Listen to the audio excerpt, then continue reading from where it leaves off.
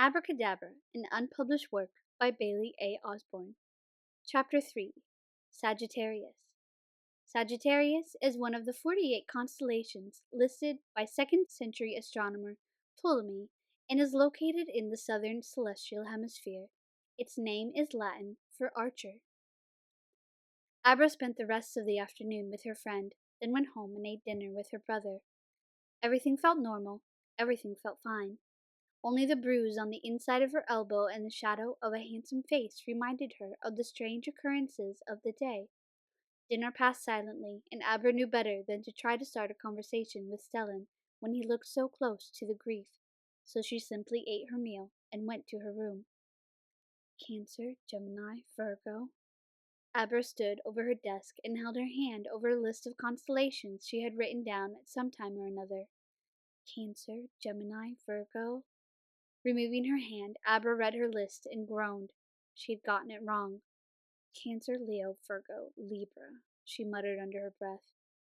Whatever, I'll never remember. With a disgruntled huff, she flopped down into her chair and held her head in her hands. It felt empty and full at the same time, full of things that were unimportant, like Olympic gold medalists and step-by-step instructions on how to assemble a blender, yet empty of the things she wanted most. Who were you? Abra asked a picture of baby her that she had taped to the wall. The picture had been cut in half, leaving Abra alone in the frame. But right along the edge, Abra could see another tiny little hand holding onto hers. Who did the hand belong to? A little friend that Stellan couldn't remember is what she had been told. What was your favorite book? What was your favorite toy? Who was your favorite person? Questions like that had no answer for Abra, so she decided to focus on something easier and wrapped herself in her warmest scarf, zipped up her coat, and tiptoed outside with her book of astronomy under her arm. For a moment she hesitated, thinking she should ask Shepard to go with her. She remembered how tired he had seemed that afternoon, though, and decided to leave him be. Everyone had worked hard to help her recover from her sickness. She wanted them to rest. Abba took long, deep breaths as she walked behind her house and towards the empty field where she spent most of her stargazing evenings. Fresh, cool air on her face woke her up from her spiral of questions, and she smiled up at the sky. Hello again, I guess, she thought to herself. She held up the book. Come to relearn your names. When she lowered her eyes from the sky, something caught the corner of her eye. Spinning quickly, she spotted a lone figure sitting on the dying grass. Something strange and unfamiliar sat up next to him. Curiously, Abra stopped and stared for several minutes, doing her best to make out the face. No one else in the village had ever shown any interest in the heavens in all of Abra's working memories.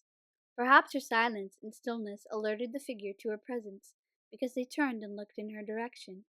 Knowing she had been spotted, and they probably meant her no harm, Abra walked over. She stopped again, though, when the figure stood, and she saw a tall, thin man in a long, dark coat. Zan, she said, recognizing her customer from that morning. You remember me this time, he said quietly. I do. Abra wanted to tell him that she wouldn't forget him, that she would remember him as the man who came to buy gloves. But then she remembered she could possibly be getting worse, and might forget things she never used to forget. What are you doing out here? I was told you could see the stars really well from here, said Zan. He gestured to the strange thing set up on a tripod. I brought my telescope. Telescope? Abra's eyes went wide. What does it do? Zan stared at her, their faces lit up and pale with the light of the moon. When Abra didn't say anything, Zan glanced down at the book in her arms. Tugging it out of her grip, he opened it and flipped through pages. He pulled his phone from his coat pocket and turned on a flashlight. This is a telescope, he said, pointing to a picture and a paragraph of description. How did you know it had this in here? Abra laughed in amazement. Because I have the same book. Zan handed it back to her and held his flashlight high enough for Abra to read the words. He watched her as she mumbled under her breath, running her finger under the lines to keep track of her spot. You can see the stars through it? Abra gasped, nearly dropping the book onto the ground. Closing the pages and setting the large book by her feet, Abra hurried over to the telescope and stood with her hands clasped in front of her. She bounced on the balls of her feet like an excited child. Will you show me how to use it? Yes. Zan nodded. the faintest trace of a smile on his face. For the next 10 minutes, Zan showed Abra where to put her eye and helped her adjust the settings so she could see clearly. Over and over she gasped, pulling on Zan's jacket sleeve with her face still pressed against the eyepiece. She never explained what she saw, too overwhelmed with the depths of the sky that she could see for the first time. Finally, she stepped back. A tear welled up in her eye and ran down her cheek. "Thank you," she whispered. "You're welcome." Zan straightened his sleeve and put his hands into his pockets. "Why does it make me more sad now that I've seen them even more clearly?" A sob welled up in Abra's throat, and she knelt down on the hard, cold ground, covering her face. She wept, wishing the stars could be so much closer than they were. "I miss you, I miss you, I miss you," her heart chanted, and she didn't know who she was talking to, but her soul seemed to know. "I miss you, I miss you, I miss you." After her rush of tears subsided, she looked up at Zan, holding out a handkerchief to her. With a quiet word of thanks, Abra took it and dried her eyes. Zan sat down next to her, but kept his eyes averted, giving her privacy as she pulled herself back together. "I only cry when I stare at the stars," said Abra with a shaky smile. "I don't know why." Zan pressed his mouth into a thoughtful frown. "Maybe it's because I can't remember them." Abra glanced down at her book and ran her fingers over the cover. "I know I've read this book over 100 times. You can see how worn the pages are. But I don't even recognize a telescope when I see one." "How do you know to come out to look at the stars if you don't remember them?" Zan asked. "Ah." Abra nodded at the question and looked down at her hands in her lap. She had a small smile on her face when she lifted her eyes, but she twisted her hands anxiously. "It doesn't make very much sense when you think about it like that, does it?" Meeting her gaze, Zan waited for her to continue. "It's not that I don't remember that stars exist. I know they do, just like I know that the sky and the sun exist. I just usually don't think about them. Like if someone asked me where the sun was, I would know. Oh, in the sky, of course. But if no one mentions it." Abra shook her head and stared past her listener. "I realized I never really thought about them a few years back. My brother would say things like, 'The sun is shining so bright today,' or 'Look at the sky, it's so blue.' And I just never noticed until he said something. It's only because I've filled my room with my books and my notes that I know the stars are more than fairy dust blown off the palm of God's hand every night. You leave yourself reminders." "I guess that's what they are." Abra smiled again. "I don't think about them like that. I think I just always hope that each time when I write it down, it will be the time I don't forget. Even though it's been 6 years, I still have hope that maybe one day I'll remember, so I keep trying." Abra laughed and glanced away shyly. "Should I just give it up?" "Is that what you want to do?" "No, I don't want to." Shaking her head no, Abra continued to smile and braved a look at her companion. "Every morning when I wake up, I think, 'What is this? Why do I have so many books open on my desk?' And then I see my lists and my drawings and my maps of the sky and I get excited. I think, wow, something like this exists above my head. I can't remember the effort I put into learning about the stars, but I can see it." "So you won't remember anything about coming out here and looking through the telescope and talking to me?" Zan asked thoughtfully.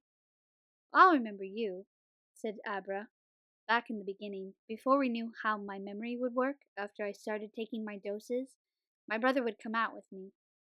Abra laid on her back on the ground and stared up at the cloudless night sky. "We would lay like this for hours. I'm assuming he would tell me the names of things and point them out, but I don't really remember that part. I just remember being out here with him." She paused and added quickly, "He must have told me all the constellations and planets 1,000 times." Abra sat up to see Zan watching her. "I guess he doesn't come out with you anymore," said Zan. "No, but I'm glad," said Abra, keeping her tone light. "He endured it a lot longer than I would have. He's a very strong person." "He sounds like it." "He's the reason why I know what my favorite constellations are. Do you want to know what they are?" she asked him eagerly. Zan smiled at her energy and nodded. "Phoenix and Sagittarius," Abra recited like a proud student. "And my favorite planet is Saturn." The answers made Zan frown thoughtfully for a moment. Did he tell you why they're your favorites? He asked. No, said Abra slowly. I guess I never thought to ask why. He had a painting of them done for me for my birthday a couple years ago. That's how I know they're my favorites. Why do you think they are? Well, Phoenix makes sense because phoenixes rise from the ashes. And you feel like you rose from the ashes? I'd like to think so. Abra ducked her head, embarrassed by the admission. Out of the corner of her eye, Abra saw Zan stand to his feet. Brushing out the back of his coat, he motioned for her to join him at the telescope again. Standing beside him, she waited patiently while he searched the sky. His hands ran up and down the scope, twisting the small knobs, focusing, focusing, focusing. Finally, he pulled back and gestured for her to take a turn. What am I looking at? Abra asked in an odd whisper. Gamma 2 Sagittarii, said Zan, matching her tone. The tip of the arrow in Sagittarius. Why? Abra laughed, but she kept her eye to the telescope. If you don't know why you love Sagittarius, I wanted to give you a reason. Wow. Abra stared for a long time. She didn't know when she started crying, but suddenly her focus blurred and she couldn't see. Quickly she turned around and wiped her eyes. Her chest felt tight with grief. She pressed her hand against the center of her rib cage. I miss you, I miss you, I miss you. She heard the words again. Who do I miss? She screamed internally, feeling more tears fill her eyes. Why do I miss them? Before she finished crying, she turned back to the telescope. She took in the view, knowing that the thing that caused her to weep burned and blazed thousands of light years away. Again, she wished the stars were closer. Letting out a shaky breath, Abra straightened slowly and took a step back. She nodded her thanks at the silent figure who stood beside her. Determined to not let the tears win for a third time that night, she pulled a pen out of the pocket of her coat and uncapped it. What did you say it was called? Gamma? Abra sniffed and poised her pen over the palm of her hand. Gamma 2 Sagittarii, Zan repeated. Not a very poetic name, joked Abra, sniffing again and swallowing hard against the lump in her throat. Maybe the fact that it's the point of the arrow can be what's poetic about it, said Zan softly. Abra gave Zan a smile. As soon as she returned home, she would write all about Gamma 2 Sagittarii in her notebooks. She read the name off the palm of her hand to remember better. Zan walked past her and knelt down next to her book of astronomy. He pulled a pad of sticky notes from his pocket and stuck one on the page about Sagittarius. Turning to her, he held out his hand for the pen. Hopefully this will help you remember, he said. He wrote the same name that Abra had on her hand on the little yellow piece of paper and made an arrow toward the star. Hopefully, said Abra, kneeling beside him and running her hand over the constellation. Do you ever wish it wasn't stars? Zan asked. He put the lid back on the pen, but continued to hold it. That it was something else that your brain refused to hold on to. Like endangered species in Africa? Abra tried to laugh, but it came out choked. Zan glanced at her, and she nodded, staring down at her book and the yellow sticky note with Zan's neat, small handwriting.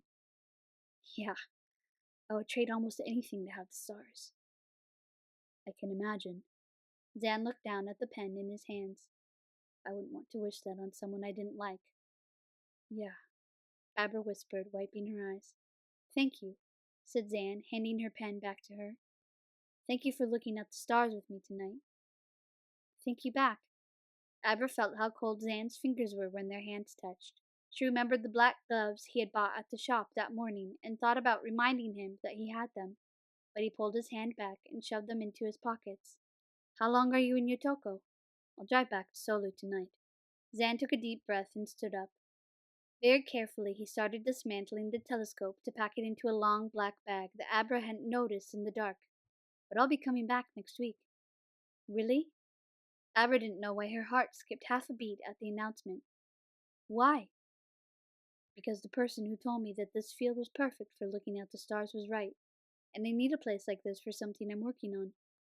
I hope I didn't get in the way of what you were working on. Abra watched him pack up the telescope, her book in her arms. Not at all. Zan zipped the bag and hooked the strap over his shoulder. In fact, I hope you'll join me when I come again. Of course. Which day will you be coming? Probably Thursday. Zan stared at her, his expression serious but kind. Okay. Abra nodded and smiled, tightening her arms around her book as she did so. I'll see you next week, then. The two stargazers walked side by side back to the edge of the village where Zan's car had been parked. They said goodbye under a streetlight, and Zan told her to go first. Hey, Zan, said Abra when she reached the corner. She turned around and saw him standing and watching her. He took a step closer when she said his name. With another wave goodbye, she said, Don't forget your gloves next week. It will be cold. Abra couldn't hear, but it looked like Zan might have laughed at her words. The thought that perhaps she had made her serious new friend leave happy felt good. Forgetting the way that she had cried over the stars, Abra took that happiness and nearly skipped home. She walked through her front door and saw the light on in Stellan's room, the rest of the house dark. Before going to her bedroom, she stopped by her brother's. Come in, Stellan called when he heard her knock. His eyes instantly searched her face for any hint of pain or discomfort. What's up? You good? Yeah, I just wanted to let you know I'm back. Abra held out her book so he would know what she meant. Oh, thanks. Stellan gave her a tired smile. Well, good night. Abra pulled the book back against her chest and stood awkwardly in the doorway. Night, Abra. Before Abra could even leave the room, Stellan's eyes were back on his computer monitor. Holding in a sigh, Abra quietly pulled her brother's door shut and stood in the dark hallway. She didn't often wish it, but sometimes she wished she had more siblings than just an older brother who worked overtime and only hugged her on special occasions. Turning around, she stared at the empty living room and imagined brothers and sisters her own age sitting around laughing. They could have movie nights and game nights and fight over bowls of popcorn and which actors were better. Abra would tattle on them to Stellan for being mean to her, but deep down she knew she would die for them if she needed to. A faint echo of what her soul had said under the stars came to mind, and she squeezed her eyes shut tightly. I miss you, I miss you, I miss you. How could I miss people who've never existed? She thought to herself as she made her way to her room. She sat at her desk for a long time, her astronomy book open to Sagittarius, her eyes glued on the point of the arrow in Zan's handwriting. Would she remember he had written that note in the morning? Of course she would remember him. But what about the telescope? I guess we'll have to wait and see.